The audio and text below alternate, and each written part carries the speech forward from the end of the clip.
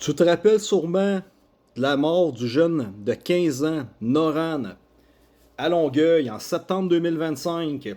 Alors on avait vu cette vidéo-là, il y a un appel de citoyens, puis je m'étais prononcé à l'époque, c'était quand même assez spécial. Il y a un appel de citoyens qui dit qu'ils ont peut-être vu des jeunes avec pistolet ou armes.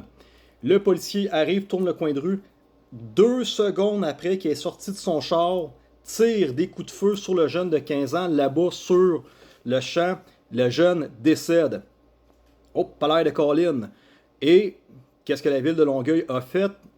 Là, quelques mois, bizarrement, on apprend que la police de Longueuil a procédé à l'arrestation des autres 11 autres jeunes pour genre de complot de. Et là, je me rappelle pas, là, puis j'ai pas sorti l'article, mais c'était genre de complot de séquestration à garde à feu ou un esti d'affaires. Ils ont monté un esti de dossier puis ont arrêté les 11 jeunes. Et là, le DPCP, aujourd'hui même, a arrêté les procédures contre les 11 jeunes. Ils ont sorti un protocole parce qu'ils ont comme trouvé quelque chose de louche, quelque chose de bizarre dans l'enquête, qui ont fait en sorte qu'il faut qu'ils suspendent l'enquête, ou en tout cas les accusations, parce que c'est comme il y a quelque chose de bizarre. On ne sait pas c'est quoi l'affaire de bizarre, mais il y a quelque chose de bizarre. Le jeune de 15 ans, j'ai répondu à combien d'appels tu penses de même dans ma vie en travaillant pendant 10 ans de temps à Laval, les parcs Montmorency, Curé-Labelle, Chemédé. Tu penses, c'était tout le temps ça, des appels, il y a peut-être quelqu'un armé dans un parc, des jeunes qui partent en courant. Tu penses combien de fois je me suis fait le scénario de comment j'allais agir s'il y avait un jeune qui est armé? Est-ce que j'analysais, y a-tu un gun à plomb? J'ai-tu entendu que c'est part comme un vrai coup de feu? Est-ce que je prends la chance? Et dans mon mindset, dans ma décision de policier, de comment j'étais formé, puis je me disais comment je vais intervenir si jamais ça m'arrive, si la personne, c'est une fusillade active dans une école, je me pose pas de questions, j'arrive là, puis je le flingue le plus rapidement possible que je peux. Mais dans ce mindset-là, quand c'est un mineur, sincèrement, j'avais pris la décision, ça c'est ma décision personnelle sur la seuil de tolérance du risque que j'étais prêt à prendre.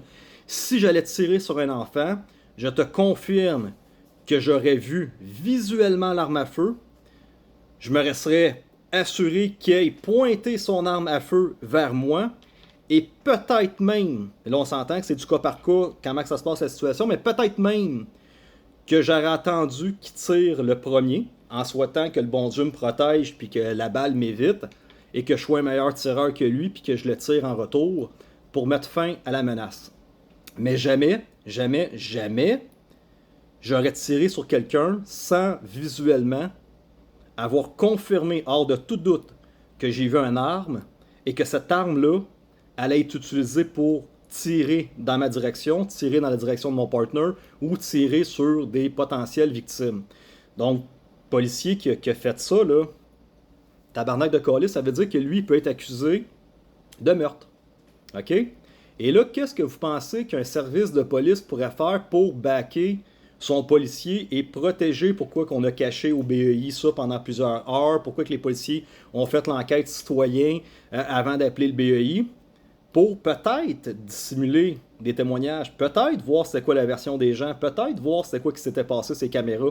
Et la meilleure façon de te protéger pour pas t'en aller en prison toute ta vie et être accusé d'un meurtre, ben si t'es accuses finalement d'un crime, si t'es accuses finalement dans un dossier monté de toutes pièces ou non, je ne sais pas, là. Je ne sais pas qu'est-ce qui s'est passé, mais c'est sûr et certain que si tu accuses les 11 comme quoi qu'ils avaient prémédité de faire un enlèvement ou une séquestration armée, ça justifie un peu plus l'emploi de la force et de croire que le policier, quand il est arrivé directement sur le terrain, il avait raison de croire que sa vie est en danger. Okay? Le tableau de l'emploi de la force, là, à chaque fois que tu utilises une force, la main sur le bras, après ça, est-ce que tu décides de donner un coup de poing, est-ce que tu utilises ton bâton télescopique, est-ce que tu prends ton taser, et la force mortelle, c'est l'arme à feu. À partir du moment que tu décides, tu prends la décision d'utiliser ton arme à feu, c'est vie contre vie, tu dois arriver dans ton évaluation du risque que tu allais mourir live. Puis que si tu n'agissais pas sur le coup, le gars te tuait.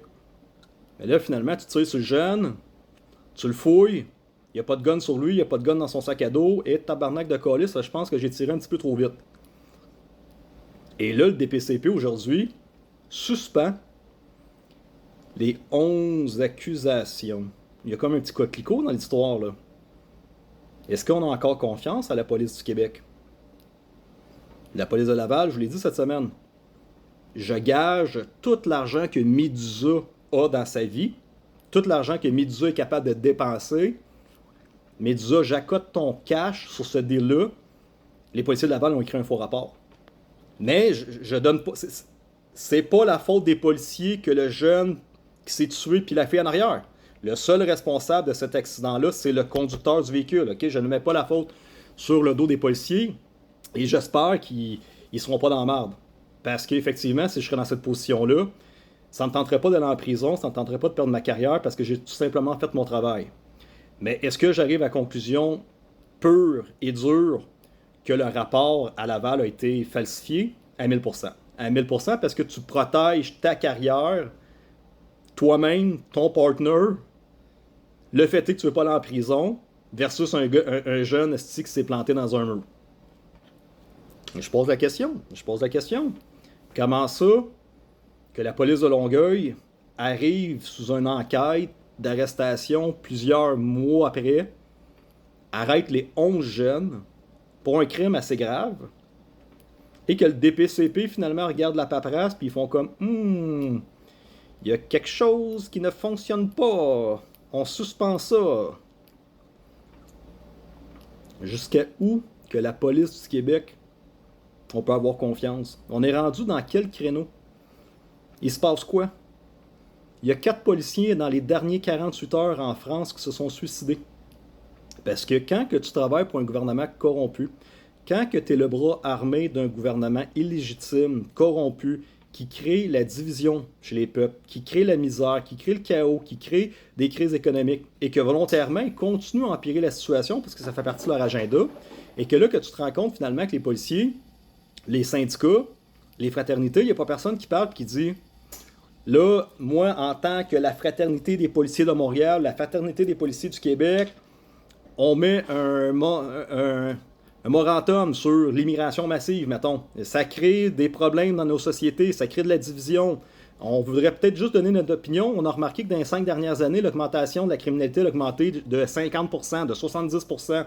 Oh, les crimes violents, puis les possessions d'armes, puis le trafic de drogue a explosé de 200% depuis les 5 dernières années. Nous voudrons peut-être parler et ah ben non, vous êtes tous dans la même patente, vous êtes tous corrompus, vous couchez tous ensemble, vous travaillez avec le ministère, le ministère de la Sécurité publique, puis tout le monde ferme sa gueule, puis tout le monde fait ça. Ça va pas bien, les policiers sont pas heureux, les policiers mangent la merde, c'est de plus en plus violent dans les rues, tout le monde les filme, ça tire à gauche et à droite, le monde sont dans la misère, le monde vole, le monde font de la fraude, le monde essaie de survivre, la criminalité explose, puis les petits policiers, eux autres, sont là comme « Oh, je comprends pas qu'est-ce qui se passe, ça brasse pas mal. » Puis Chris, y a pas personne qui est capable de comprendre que c'est le système, c'est le gouvernement qui est en train de faire ça, et on va voir des situations de plus en plus comme ça, et les policiers vont devenir, ça va être de plus en plus difficile d'être policier.